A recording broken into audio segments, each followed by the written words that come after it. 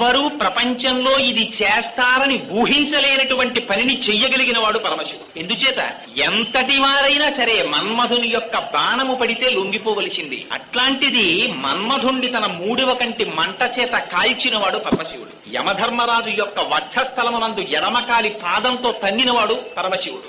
ఎవ్వరూ ప్రపంచంలో పట్టడం వీలు కాదు. ఆకాశంలోంచి కిందకి గంగ పడుతోందంటే తన జటాజూటాన్ని విప్పి నిలబడి గంగని ధరించినటువంటి వాడు పరమశివుడు.